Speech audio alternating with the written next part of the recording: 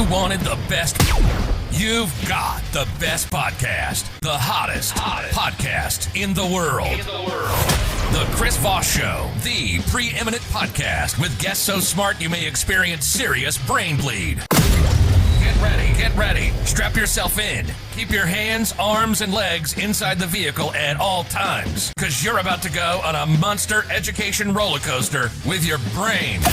Now, here's your host, Chris Voss. Hi, folks. Chris Voss here from the ChrisVossShow.com, the ChrisVossShow.com. Hey, we're coming here with another great podcast. Hey, we're doing some quick podcasts here for Collision Conference 2022. If you're watching this years from now, we're going to be covering some of the different booths that are at the Collision Conference. And so this will be pretty exciting. If you're there, you'll know some of the places you want to take a look at. Today, we have Kiwi TCMS's Alex Todorov. He is the CEO and project lead of Kiwi TCMS. Welcome to the show, Alex. How are you?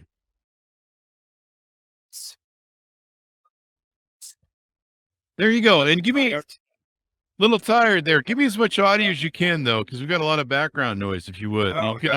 You can probably yell at me if you want. And what's the .com or .org that is for your website? It's .org. Okay. It's Kiwi, KIWITCMS.org. Yes, correct. There you go. And you're going to want to give me as much audio as you can when it comes to loudness. Just project All right. Yeah. So what give us an overview of your company and what you guys do. So what we do is, I'll take a step back. So we are at Collision Conference, and there are hundreds of startups who are building products for applications, mobile, web, blockchain, etc. And all of these are in nature, they are technical products. So it comes to a point in time where all these startups, they do need to actually test and verify that the products work as they are supposed to before the product goes out to customers. So what Kiwi TCMS is, it is a specialized software which is meant to be used by other test engineers, where these test engineers, they can document the way that they work, they can document their workflow, they can document the results of their actions every day on every build of the product that they're testing. And then the test engineer can go up to their boss or product owner and say, listen, that's what we've done. We feel confident about the product. We've covered a lot of scenarios. We've covered a lot of environments or a lot of devices where our product is supposed to. There is some quality built into the product, and it is safe to release to customers. And it's a leading open source test management system for manual and automated testing. What created the need for this in your guys' mind as to why this needed to come to market? Yeah, well, it's a very interesting story. So let's say open source, it started as what you would call a project long time ago. And it was actually started by a very big open source vendor way back before 2009. We aren't sure, of the original story, why it came to be. It's distinct. Later down the line, the actual source code of the product was released on the internet. It was open for everybody to take it, to modify, and to build up on it. And I do have a career in quality engineering for very many years. And there was a time where I worked for a customer. We did need a similar system for that particular customer. I knew that it existed, so I just took it down from the internet, uploaded it to the customer, and just did the job. Then very quickly after that, we realized there's quite a lot of problems within the previous software that existed. And so because it's open source, everybody's free to modify.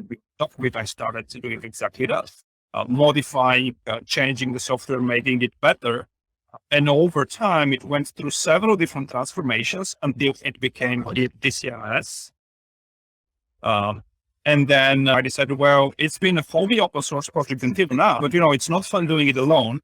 So let me build a team and let me build a community around this and see if it makes hold. And lo and behold, it actually did. And so much so that we are almost to the 2 million milestone, 2 million downloads milestone, maybe in a couple of months. That's awesome. Awesome. Yeah. And it took off from there. We did continue a few more years just working as a open source team, and we did see a lot of traction. So we decided, let's see what will happen if we start offering subscription services. Just put a button on the website where people can actually pay money, and people started actually paying money. And requesting services. So that's how we started. Then we came to a point where we realized that we need to transform, to pivot from being an open source project to actually being a startup company and do business. So, and here are we today. There you go. Doing business is always good. So anything special you're showing at Collision Conference, or just pretty much promoting the company?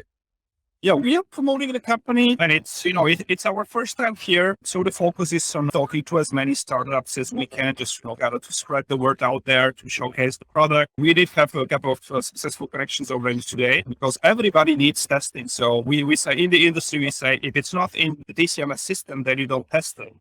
If it's not documented, it doesn't exist, because you need your ultimate source of truth, which is Kiwi TCMS. Yeah.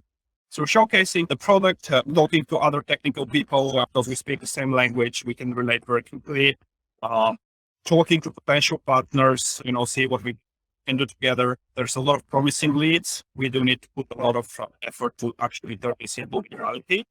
But this is up to us, of course.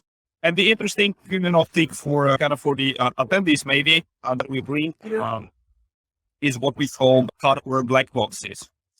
So in the world of software testing, we have this concept of black box testing versus white box testing. So black box is when you have a product and you don't know how it works exactly. You don't know the internals. You feed input, like clicking with the mouse on a button or changing screens in the application. And then you have output, which is you observe what's happening in the product. And you try to figure out, well, is this the correct thing that I should be observing?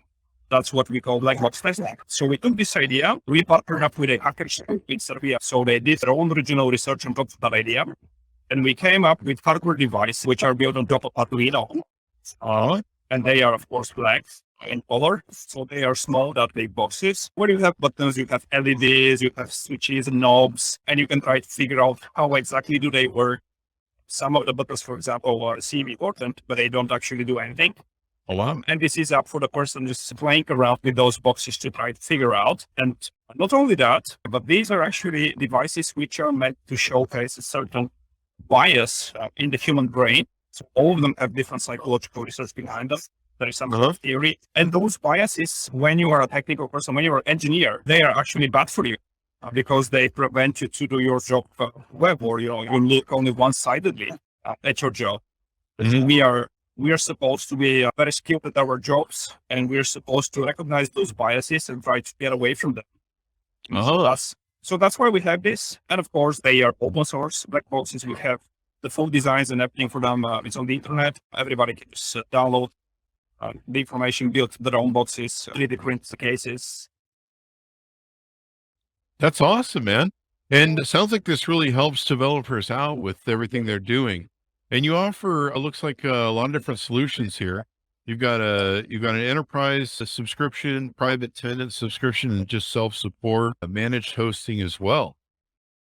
Yeah, we do have several different layers of subscription, or what we could offer to customers, because there is very big difference between the size of teams and the type of organization that may use Kiwi TCMS. A lot of them are relatively small. They don't have the time, and a lot of cases they don't even have the resources and the knowledge to actually deploy the system and host it themselves. So for them, it's easy to just consume something that's provided software as a service, point and click, and it's ready to go. And on the other spectrum, you have the big enterprises who need extra features, who are like, they have 1,000 engineers using the system. They need access control. They operate in much more, strictly confined environments. So they have all sorts of requirements around you. So we need to be able to service those as well.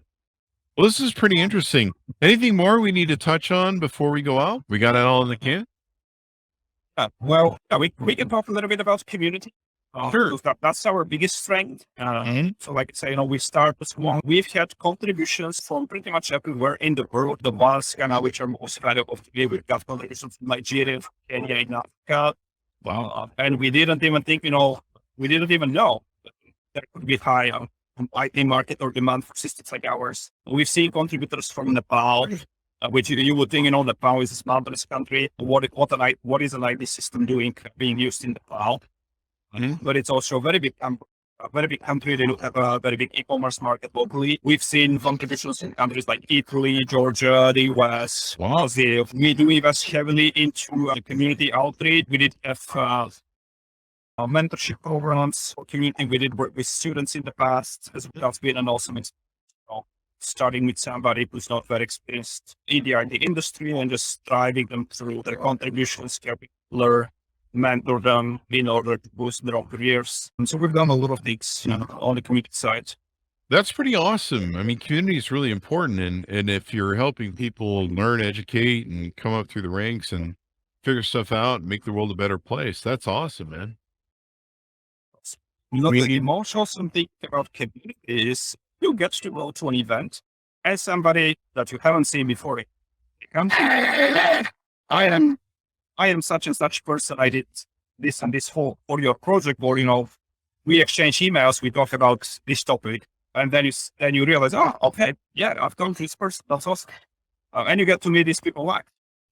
That is awesome, man. That is awesome. Well, it sounds awesome that you've built this thing. Anything more we want to touch on before we go? Oh, I think that's about it. There you go. Well, it sounds good. It's been wonderful to have you. Give us your website one more time so that people can find out on the interwebs. Yeah, our website is kiwi.tcms.org. So kiwitcs.org. There you go. And thank you very much for being on the show. We really appreciate it, man. Yep. Thank you for having me. There you go. And thanks so much for tuning in. Be sure to check everyone out. If you're at the Collision Conference, go see by their booth. Do you know your booth number off the top of your head? Yeah, 83281. There you go. Or go to their website. Check them out at Kiwi, TCMS.org. Thanks so much for tuning in. Be good to each other. Stay safe. We'll see you guys next time.